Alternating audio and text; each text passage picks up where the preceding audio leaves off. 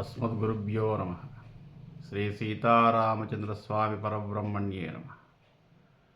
ఆపదామపహత్తారం ధాతారం సర్వసంపదాం లోకాభిరామం శ్రీరామం భూయో భూయో నమామ్యహం. భగవద్బంధులందరికీ కూడా శుభోదయం. శ్రీ విష్ణు సహస్రనామ స్తోత్రము వ్యాఖ్యానంలో భాగంగా మనం ఈరోజు మళ్ళీ ప్రారంభం చేసుకుందాం. పునఃప్రారంభం. ముందుగా భగవద్బంధులందరికీ కూడా ఈ రోజున భీష్మ ఏకాదశి శుభాకాంక్షలు. భీష్ముల వారు ఈరోజు పరమపదం చెందారు. అదేవిధంగా ఈ రోజున శ్రీ విష్ణు సహస్రనామ స్తోత్రము ఆవిర్భవించినటువంటి రోజు. సహస్రనామాలన్నీ కూడా భీష్మాచార్యుల వారు ధర్మరాజుకు బోధించినటువంటి రోజు కూడా ఇది. ఆ మహానుభావుడు ఇచ్చినటువంటి ఈ సహస్రనామాలు, 1000 నామాలు శ్రీమన్నారాయణునికి సంబంధించినటువంటి నామాలు. మనకు పూర్వగాథ మనం ఒకసారి చెప్పుకున్నాం. మళ్ళొక్కసారి భీష్మాచార్యుల వారిని గుర్తు చేసుకుంటూ, అష్టవసుల్లో 8వ వాడైనటువంటి ప్రభాసుడు అనేవాడు శంతనునికి, గంగాదేవికి 8వ కుమారుడిగా జన్మించాడు. గంగాదేవికి ఇచ్చినటువంటి మాట ప్రకారము తను ఏమి చేసినా అడ్డు చెప్పకూడదు అని ఒక వాగ్దానం తీసుకుంటుంది గంగామాత. అష్టవసులకు ఇచ్చినటువంటి వాగ్దానం ప్రకారం పుట్టిన వెంటనే కుమారులను తీసుకువెళ్ళి గంగా నదిలో పారవేసి చంపేస్తుంది. అట్లా 7గురిని చూశాడు శంతన మహారాజు. 8వ వాడు పుట్టగానే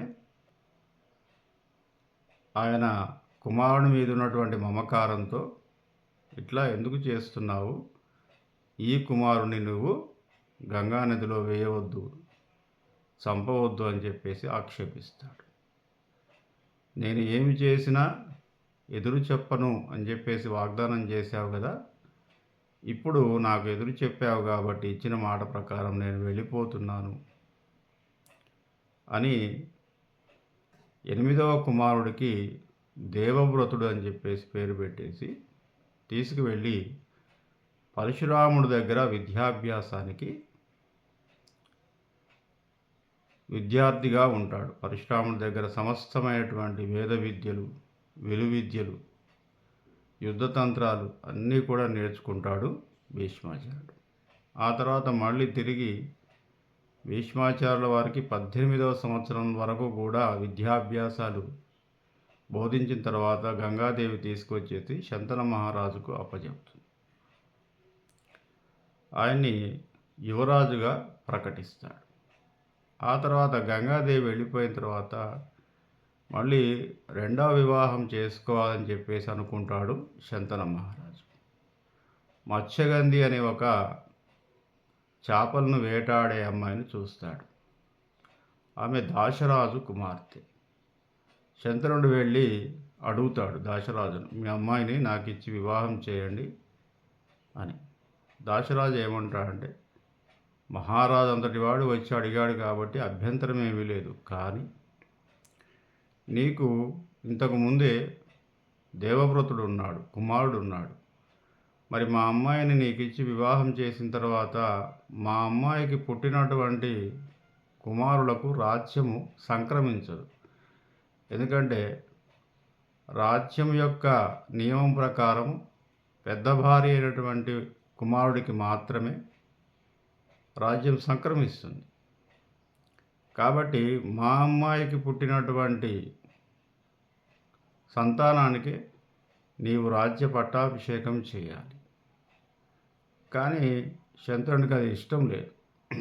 ఎందుకంటే అప్పటికే దేవవ్రతుడు ఉన్నాడు. వెళ్ళి దిగులుగా ఉంటాడు. ఈ నాన్నగారి యొక్క దిగులుకు కారణం తెలుసుకుందామని చెప్పేసి మహామంత్రిని అడిగి తెలుసుకొని దాశరాజు దగ్గరికి వెళ్తాడు.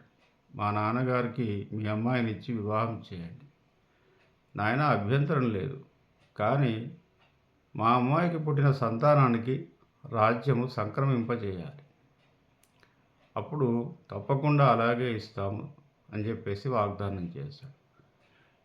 నీవు ఇస్తావు సరే, మరి మీ కుమారులు అప్పుడు యుద్ధం చేస్తారు కదా రాజ్యం కోసం. అప్పుడు తీవ్రమైనటువంటి ప్రతిజ్ఞ చేస్తాడు, నేను అసలు వివాహమే చేసుకోను, ఆజన్మాంతము కూడా బ్రహ్మచారిగానే ఉంటాను. అంత తీవ్రమైన ప్రతిజ్ఞ చేయటం వల్ల ఆయనకు భీష్ముడు అనే పేరు వచ్చింది. భయంకరమైన ప్రతిజ్ఞ. ఆజన్మ బ్రహ్మచారిగా ఉండిపోతాను. అప్పుడు శంతనునికి దాశరాజు కుమార్తె అయినటువంటి మత్స్యగంధినిచ్చి వివాహం చేస్తారు. ఆ తర్వాత ఇక కురుక్షేత్ర సంగ్రామంలో శిఖండిని ఎదురుగా పెట్టుకొని అర్జునుడు బాణాలు వేయటం, ఆ బాణ తాకిడికి ఆయన క్రింద పడిపోవటం, అంత మహానుభావుడు భూమి మీద పడకూడదనే ఉద్దేశంతో అంపశయ్య తయారు చేయటం, అంటే బాణాలతో ఒక మంచం, దాని మీద పడుకుంటాడు. ఆయనకు ఒక వరం ఉంది, తండ్రి ద్వారా వచ్చినటువంటి వరం ఏమిటి అంటే స్వచ్ఛంద మరణం. భీష్మాచార్యుల వారికి తను ఎప్పుడు అనుకుంటే అప్పుడు మరణిస్తాడు. కానీ దక్షిణాయనంలో ఆయన యుద్ధం చేశాడు. ఉత్తరాయణం వరకు కూడా ఆగుదామని చెప్పేసి, ఉత్తరాయణ పుణ్యకాలంలోనే మరణిస్తే స్వర్గము ప్రాప్తిస్తుంది, కైవల్యము పొందుతాను అనే నమ్మకంతో ఉత్తరాయణం వరకు కూడా ఆయన వేచి ఉంటాడు. ఉత్తరాయణంలో మళ్ళీ మాఘమాసం శ్రేష్టమైనది, మాఘమాసంలో మళ్ళీ శుక్లపక్షం శ్రేష్టమైనది, శుక్లపక్షంలో మళ్ళీ ఏకాదశి శ్రేష్టమైనటువంటి తిథి అనే సంకల్పంతో ఏకాదశి రోజున, మాఘశుద్ధ ఏకాదశి రోజున ఆయన ఈ ఏకాదశికి భీష్మ ఏకాదశి, ఈ రోజున స్వచ్ఛంద మరణాన్ని పొందుతాడు. అంతకన్నా ముందు శ్రీకృష్ణుడు పాండవులను తీసుకొని భీష్మాచార్యుల వద్దకు వస్తారు. భీష్మాచార్యుడు అనేక ధర్మ సూక్ష్మాలని, ధర్మ సందేహాలను, ఆధ్యాత్మిక విషయాలను బోధిస్తూ చివరగా విష్ణు సహస్రనామ స్తోత్రాన్ని బోధిస్తాడు. అవన్నీ విన్న తర్వాత ధర్మరాజు అడుగుతాడు, కిమేకం దైవతంలోకే కింవాప్యేకం పరాయణం. తాతగారు, ఇవన్నీ నేర్చుకున్నాను, కానీ ఇంకా నాకు మనశ్శాంతి లేదు. కిమేకం దైవతం లోకే, ఈ లోకంలో కిం ఏకం దైవతం, ఒకే ఒక్క భగవంతుడెవరు, దేవుడెవరు, ఈ చరాచర జగత్ అంతటికీ కూడా మూల కారణం ఎవరు? కిం వాప్యేకం పరాయణం, ఏ దేవతను స్తుతి చేయడం వల్ల మానవులకు, నాతో పాటుగా మానవులందరికీ కూడా విముక్తి కలుగుతుంది, సంతోషం కలుగుతుంది, దుఃఖం నివారించబడుతుందో అట్టి దైవాన్ని గురించినటువంటి విషయాన్ని మాకు తెలియచేయండి. అప్పుడు భీష్మాచార్యుల వారు, నాయన విష్ణుదేవుడే సర్వాంతర్యామి, ఆయన యొక్క సహస్రనామాలను నీకు బోధిస్తాను నాయన, చెబుతాను అని చెప్పి ఈ రోజున విష్ణు సహస్రనామాన్ని బోధించినటువంటి రోజు, ఆవిర్భవించినటువంటి రోజు. ఇంకా 1000 నామాలకు సంబంధించినటువంటి సమస్తమైన సమాచారాన్ని ఇచ్చాడు భీష్మాచార్యుల వారు ధర్మరాజు. ధర్మరాజుతో సహా అక్కడ ఉన్నటువంటి పరివారం అంతా కూడా ఈ యొక్క సహస్రనామాలను విన్నారు. మనము పోయిన ఏకాదశి రోజున మనం ఈ యొక్క విష్ణు సహస్రనామ స్తోత్రాన్ని వ్యాఖ్యానంగా చెప్పుకుంటూ ఉన్నాం. వాస్తవానికి ఈ రోజున ముగింపు చేయాలి, కానీ కొన్ని అనివార్య కారణాల వల్ల కొంచెం వాయిదా పడింది. మధ్య మధ్యలో అనేక విషయాలు మనం ప్రస్తావించుకున్నాం, పండగలు, పర్వదినాలు, ధర్మ సందేహాలు, తర్వాత కార్తీక మాసం, ధనుర్మాసం, దానివల్ల మనకు విష్ణు సహస్రనామ స్తోత్ర పారాయణము వ్యాఖ్య కొంత వెనకబడింది. ఈ రోజు నుంచి మళ్ళీ మనం చెప్పుకునే ప్రయత్నం చేద్దాం. ఉగాది వరకు ఇది పూర్తి చేసుకుందాం. ఉత్తర పీఠిక ఉంటుంది సహస్రనామాల తర్వాత. అది అత్యంత ప్రధానమైనది. దాంట్లో మనం ఏ విధంగా ఇది స్తోత్రం చేయాలి, ఇలా జపం చేయాలి, ఏ ఏ శ్లోకాలని పఠించటం వల్ల ఏ ఏ బాధలు నివృత్తి అవుతాయి, అలాంటి విషయాలన్నీ కూడా ఉత్తర పీఠికలో ప్రస్తావించబడతాయి. మనం 834 స్తోత్రంలోని 834 ఒక్క నామాల వరకు మనం చెప్పుకున్నాం. ఈరోజు 835 నుంచి మనం ప్రారంభం చేద్దాం. సహస్రార్చి సప్తదిహా సప్తయిదా సప్తవాహన అమోధిరణగో చింత్యో భయనాశన. ఇక్కడ వరకు మనం చెప్పుకున్నాము. ఈరోజు అణు బృహత్ కృష స్థూలో గుణభుర్నిర్గుణో మహాన్ అదృతస్వదృతస్వాస్య ప్రాగ్వంశో వంశవర్ధన. స్వామివారికి సంబంధించినటువంటి అనేక విశేషాలను తెలియజేస్తూ భీష్మాచార్యుల వారు ధర్మరాజుతో ఈ విధంగా చెబుతున్నాడు. అణు ఆయన శ్రీ మహావిష్ణువు యొక్క అంశ ప్రతి అణువులో కూడా ఉంది. ఈ చరాచర జగత్తే విష్ణు స్వరూపము. విశ్వం విష్ణుర్వషట్కారో భూత భవ్య భవత్ప్రభు. మొదటి శ్లోకంలోనే చెప్పాడు. విశ్వమంతా కూడా ఆయన రూపమేన. ఆయన ఎక్కడ ప్రార్థించినా ఆయన ఇందుగాడు అందులేడని సందేహము వలదు అన్నట్టుగా ప్రతి అణువులో కూడా ఆయన యొక్క శక్తి చైతన్య రూపంగా ఉంటుంది నాయన అని చెప్పేసి చెబుతూ, బృహత్ అంటే సర్వాంతర్యామి, చాలా విశాలమైనటువంటి శక్తి గలవాడు. విశాలమైన శక్తికి అంతము లేనివాడు. బృహత్ కృష, ఎక్కడైనా నివసించువాడు. ఇక్కడున్నాడు అక్కడ లేడు, అసలు ఎక్కడున్నాడు అనడానికి వీల్లేదు. ఎక్కడైనా ఉంటాడు, ఎందులోనైనా ఉంటాడు, అణువులో ఉంటాడు, బ్రహ్మాండంలో కూడా ఉంటాడు. స్థూల, సూక్ష్మము ఆయనే. స్థూల, పెద్దది ఆయనే, చిన్నది ఆయనే. బ్రహ్మాండము ఆయనే, అణువు ఆయనే.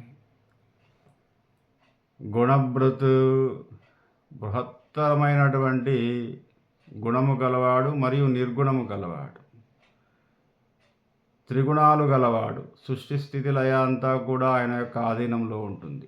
అట్టి గుణభృత్. నిర్గుణ,